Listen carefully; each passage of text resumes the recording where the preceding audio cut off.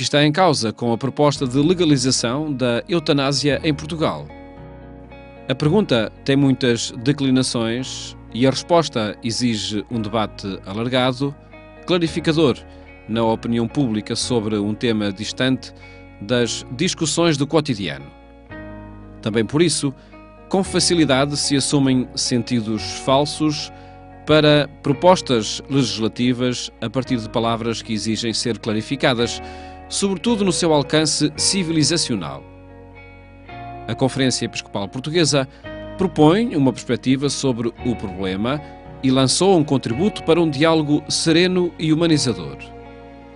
É esse itinerário que se segue nos próximos minutos para referências a situações, temas, palavras que exigem reflexão. Ela é proposta por especialistas em diferentes áreas, como a medicina, a justiça e também a espiritual. Desde logo para precisar o significado de diferentes conceitos. A eutanásia, aquilo que acaba por estar em debate na sociedade hoje em dia, é de facto provocar deliberadamente a morte a uma pessoa. Morte assistida é um tema que induz equívocos, que é pouco esclarecedor e que nós não usamos neste debate. Através destes eufemismos, procura-se reduzir ou limitar aquilo que é a carga negativa associada a determinadas práticas, associada à eutanásia. O manifesto refere como morte assistida, é definido como eutanásia. Nós, quando falamos de eutanásia, estamos a falar em morte provocada, em provocar a morte de alguém com essa intenção, seja a pedido ou do próprio, ou mesmo da família, coisas a que nós temos assistido, por exemplo, hoje em dia na Europa.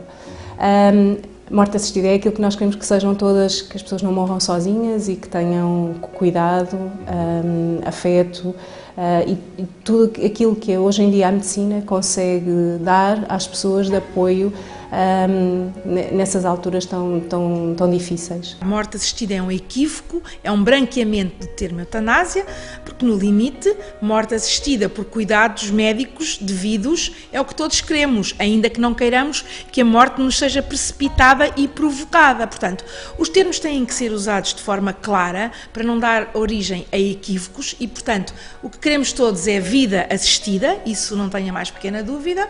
Alguns, e espero a maioria, queremos ter direito a bons cuidados de saúde que proporcionem um fim de vida digno. Isto não é igual a dizer que queremos que a morte nos seja provocada. O grande erro do manifesto para a morte assistida, como se chama, é o conceito exatamente de morte assistida. Porque, na minha perspectiva, desde há dezenas de anos, com grandes professores catedráticos de toda a Europa, a partir do Conselho Pontifício, nós defendemos a morte assistida, indiscutivelmente. Agora, o que o manifesto refere como morte assistida é definido como eutanásia. O eufemismo, esta designação de morte assistida, que é usada com frequência para englobar quer a eutanásia, quer o suicídio assistido, mas é um termo enganador, porque quem está contra a eutanásia não está contra a assistência às pessoas que estão na fase final da vida. E isso pode-se dizer que seria uma morte assistida. Portanto, a pessoa deve ser assistida, deve ser apoiada nos momentos finais da sua vida. Nesse debate há muitos pressupostos que estão ou pouco claros ou, na minha opinião, estão distorcidos. Há uma percepção distorcida nesse debate. E, no limite, nós nem sequer sabemos de quem é que depende a decisão última de terminar uma vida por doença. Ou seja, este debate tem zonas de sombra que nós precisaríamos de trazer uma certa luz para se perceber. Então aí eu acho que havia mais pessoas ainda a não querer a eutanásia livre. Nem podemos querer a eutanásia, que é precisamente a destruição da vida pela precipitação da morte, nem podemos querer obstinação terapêutica ou distanásia, que é um prolongamento inútil da vida, apenas com sofrimento e sem qualquer sentido, porque o tratamento não é eficaz. Portanto, sendo assim, resta-nos o quê? A ortotanásia. Quer dizer, a pessoa tem direito a morrer com dignidade, com serenidade, acompanhada, assistida até o último momento da vida.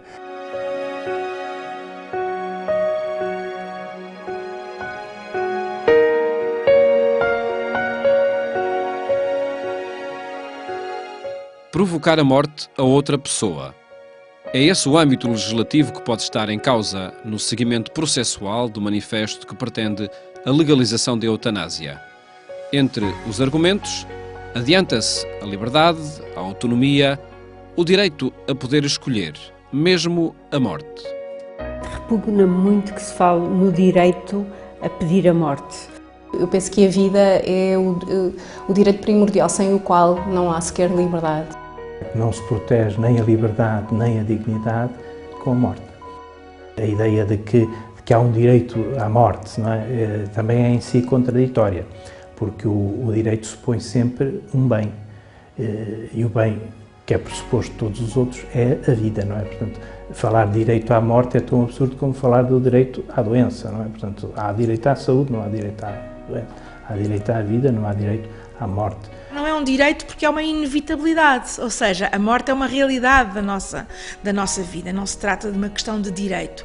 E entendendo que este discurso dos direitos é muito apelativo e respeitando inteiramente os direitos humanos, aquilo a que nós temos direito é à vida. A vida é o direito primordial, sem o qual não há sequer liberdade. Portanto, quando nós estamos a negar a uma pessoa o direito à vida, estamos a negar a liberdade. Não há liberdade sem vida. Isso parece-me essencial. Repugna muito que se fale no direito a pedir a morte. Primeiro, porque a minha vida não é só minha. E a sociedade e a legislação, todo o mundo do direito tem dezenas, centenas de exemplos de que a minha vida não é só minha, e por isso protege a minha vida, por isso obriga-me a andar de capacete se eu estiver de moto, por isso tem campanhas de sensibilização para as doenças, para que a minha vida seja preservada. Quantas destas pessoas é que não estão coagidas e quantas das suas decisões não são de facto pouco livres? Porque alguém que está em sofrimento, alguém que tem dor, como é que consegue ter capacidade para tomar uma decisão que de facto, será que aquela decisão é livre? Será que aquela pessoa quer de facto aquela solução? Hoje que estamos na plenitude das nossas capacidades, queremos um dia ver-nos nesta situação de ter a obrigação de pedir a morte? Queremos viver com esta ideia? Quer dizer, isto é uma mudança tão grande na forma de vida e de morte da sociedade que eu não sei se percebemos para onde é que estamos a caminhar. Eu tenho autonomia, mas tenho que ter uma autonomia social também. A autonomia não é exclusivamente individual, a autonomia é social.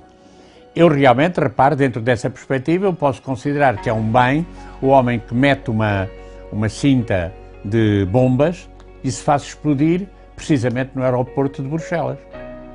Ele é autónomo, então não pensa em ninguém, tem os seus objetivos, explode-se. Concordam com isto? Claro que não. Portanto, a autonomia é relativa. A autonomia, sendo muito importante, é, no entanto, relativa.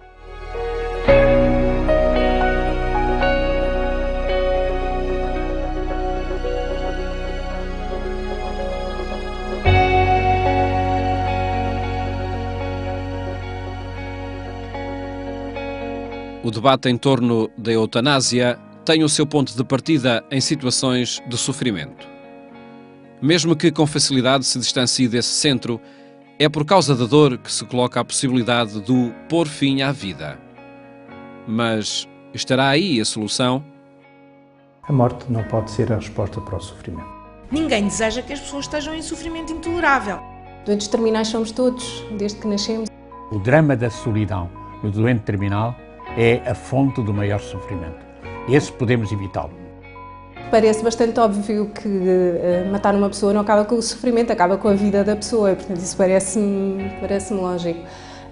Há aqui de facto um investimento a ser feito, até mesmo numa procura do sentido da vida e nesta percepção de que doentes terminais somos todos, desde que nascemos. A morte não pode ser a resposta para o sofrimento, há outro tipo de respostas e essas respostas passam pelos cuidados paliativos, que dizem os especialistas, eu não sou especialista, dizem os especialistas que permitem eliminar o sofrimento intolerável.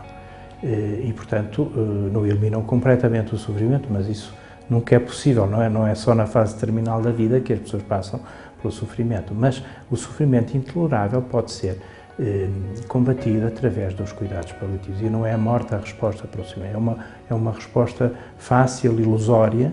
A eutanásia não é a resposta para o sofrimento, a eutanásia acaba com a vida, não acaba com o sofrimento. E as pessoas têm que ter isto claro. A eutanásia não acaba com o sofrimento, acaba com a vida da pessoa que está a sofrer. Há tantos meios que a medicina dispõe para lidar com a dor. O sofrimento é um problema muito mais existencial e que precisa de outro tipo de abordagem, de acompanhamento, mas a eutanásia acaba com a vida da pessoa, não com o sofrimento. Para a dor física, nós temos soluções. Não temos soluções completas para a dor diferente, para o sofrimento.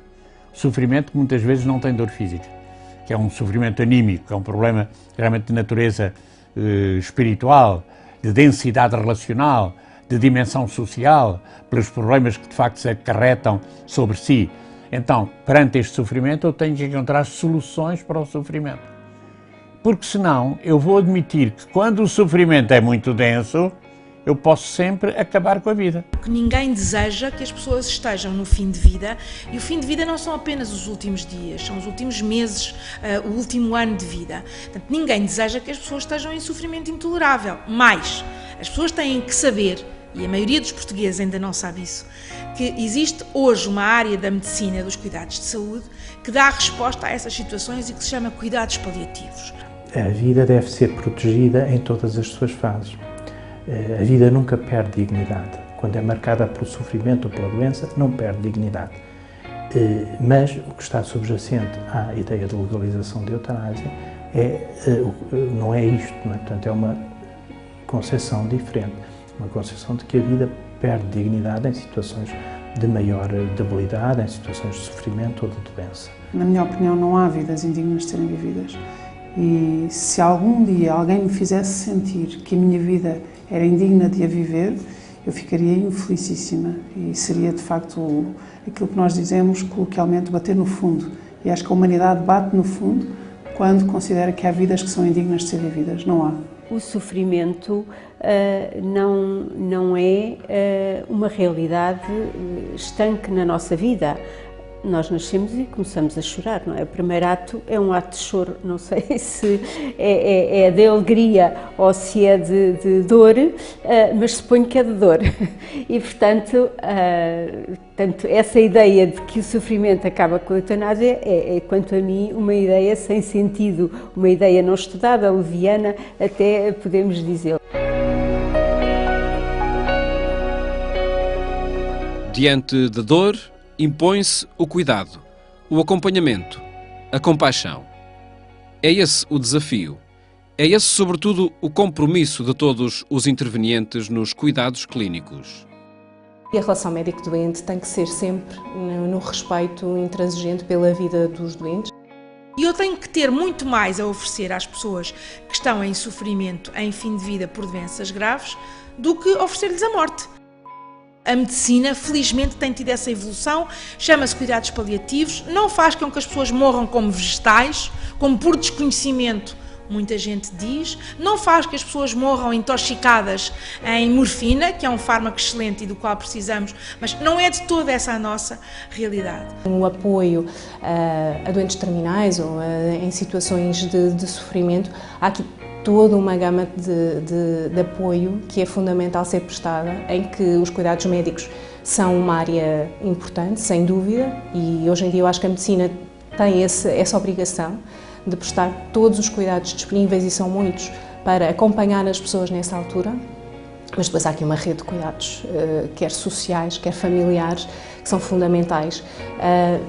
Nestas alturas da vida como noutras, para que as pessoas de facto não se sintam sozinhas. Se nós neste momento temos a maioria da população a não ter acesso a cuidados paliativos e de alguma forma fôssemos empurrá-la para uma legislação sobre a eutanásia, o que estávamos a fazer era uma precipitação brutal de inverter a eventual ordem das coisas, que é, primeiro temos que fazer com que as pessoas tenham acesso a bons cuidados que permitam que elas não estejam em sofrimento e que tenham a possibilidade de viver as suas vidas em plenitude até ao fim. Esse assistido até o último momento da vida, acompanhamento, é aquilo que nós chamamos, em termos também médicos, a medicina de compaixão.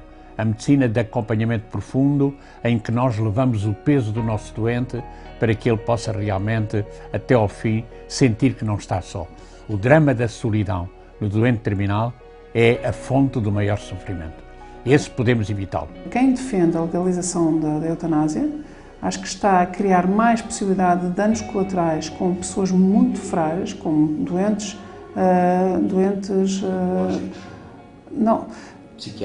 psiquiátricos, ou seja, está a criar mais possibilidade de danos colaterais com doentes psiquiátricos, com crianças, com jovens, com pessoas muito mais velhas, muito vulneráveis, a quem parece fácil servir uma morte limpa e digna e, portanto, libertá-los do sofrimento, quando eu sei que há outras maneiras de minimizar, às vezes até eliminar o sofrimento físico e permitir que estas pessoas vivam com dignidade até a hora da sua morte. E a relação médico-doente tem que ser sempre no respeito intransigente pela vida dos doentes e que o médico faça tudo aquilo que puder pelo seu doente, respeitando o princípio que eu acho que é primordial e inicial a tudo, que é o respeito pela vida do doente e que está consagrado no Código Deontológico desde há tanto tempo. Um médico, quando se forma e quando faz o juramento de Hipócrates e quando está na faculdade e a fazer a sua especialização, está sempre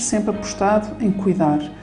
O problema é que, a partir do momento em que se pudesse legalizar a eutanásia em Portugal, haveria uma casta de profissionais que eu não considero médicos na sua totalidade, mas que, sob a aparência da medicina, sob a capa da medicina, poderiam ser os profissionais da morte, os profissionais que determinam, que ajudam os outros a morrer. E isso eu acho trágico. Legalizar a eutanásia vai afetar gravemente as relações entre o médico e o doente, porque, para já, o médico deixa de ter a função sagrada de ser apenas e só e sempre um defensor da vida. Por outro lado, afeta gravemente realmente o doente, porque o doente perde a confiança. E quando entra num hospital diz assim: o que é que me irão fazer? O que é que me irão fazer? Quando alguém entra no hospital, eu entro para ser curado. Não entro para ser condenado. Entro para ser curado, para ser cuidado. Há um empenho vivido diariamente e quem vive nestes hospitais do Sistema Nacional de Saúde. Nós vemos exatamente o contrário, o empenho de todos os profissionais, e especialmente as pessoas que lidam diretamente com doentes oncológicos, doentes terminais, com doenças graves, um empenho diário na melhoria dos cuidados e na atenção ao doente individual.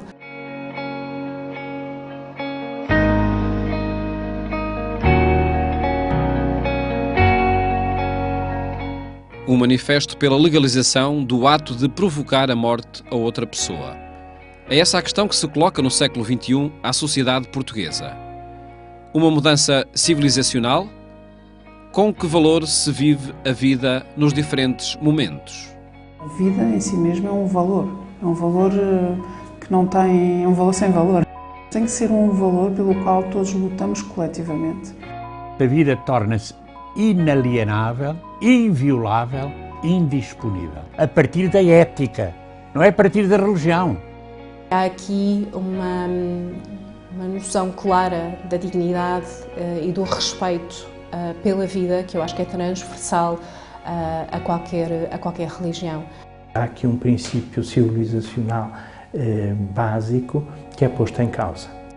O valor da vida tem relevo no aspecto individual, certamente, mas também no aspecto coletivo, ou seja, a vida em si mesma é um valor que não tem, é um valor sem valor, é um valor priceless, como se diria, mas tem que ser um valor pelo qual todos lutamos coletivamente, porque no dia em que a minha vida deixar de ter valor para o coletivo, para os que me rodeiam, eu vou ficar muito triste e vou ficar muito infeliz. Há aqui um princípio civilizacional básico que é posto em causa. E daí a gravidade deste tipo de alterações legislativas, porque por trás desta alteração legislativa está uma mudança cultural que põe em causa este princípio básico da civilização, de que a vida vale sempre a pena, de que a vida deve ser sempre protegida e deve ser sempre apoiada. O homicídio praticado com a chancela do Estado Este é que é o ponto civilizacional, que implica que se pergunte: tem o Estado o direito de decidir sobre a minha vida ou a minha morte? Porque ele tem sempre esse direito. E, portanto, neste sentido, é mais uma preocupação que deixa a perspectiva de um dia vir a ser legalizado uma prática destas. Eu reconheço ao Estado o direito de, perante as minhas circunstâncias adversas, ser decidido que o meu homicídio... Os códigos de ética, todos os códigos de ética, de facto, de enfermagem, de medicina, todos consagram realmente o dever de cuidar da vida. É o objetivo da medicina, é o objetivo dos profissionais de saúde, é o objetivo da enfermagem. Então ninguém pode fazer isso. Eu acho que nós somos testemunhas diárias do empenho pessoal de tantos e tantos profissionais de saúde que, no seu cotidiano e empenhando o melhor que têm, estão lá para servir e para melhorar a vida das pessoas, seja qual for a fase em que elas estão. Estamos a caminhar para uma sociedade, tal como noutras já existe, onde de facto o fim da vida é uma coisa muito triste e tenebrosa até por vezes e de grandes medos. E portanto parece-me que é uma maldade que estamos a fazer aos portugueses a caminhar neste sentido e não no sentido de uma sociedade do amor, do carinho, do encontro de gerações que tantas vezes se faz perante circunstâncias difíceis que ninguém nega e têm que ser apoiadas e que merecem da nossa parte a tal nova civilização onde todos tenham lugar. Mas a morte é sempre um enigma, a morte é sempre um mistério, a morte é sempre alguma coisa que nos inquieta e em relação ao qual nós nem sempre temos respostas, mas há sempre aqui uma necessidade de uma procura e há uma necessidade de sermos confrontados com esse fim até para redefinirmos a maneira como nós vivemos. Eu acho que isso é definidor da maneira como nós encaramos a vida e sim, claramente, não é uma questão para ser posta no fim, é uma questão para ser posta no início. Não é só uma questão de suposta dignidade ou suposta compaixão, é também um negócio, porque quando nós estamos a tentar legalizar uma questão tão complexa, tão dolorosa como a eutanásia, também estamos a legalizar ou a abrir portas a um negócio. E vai passar a haver a possibilidade de gerar um negócio, que é o negócio da morte, o negócio das clínicas, onde as pessoas pagam para ir morrer, e não são todas as pessoas que podem pagar para ir morrer. Se eu sou religioso, eu aí encontro realmente o direito à vida também com dimensão espiritual e religiosa. Então, para aqueles que são crentes, o direito à vida e o dever da vida são indiscutivelmente a resposta grata ao dom de Deus. Deus deu-me a vida, eu tenho o dever de a desenvolver, de lhe dar qualidade, de a tornar útil para os outros. Não tenho nunca o direito de a destruir.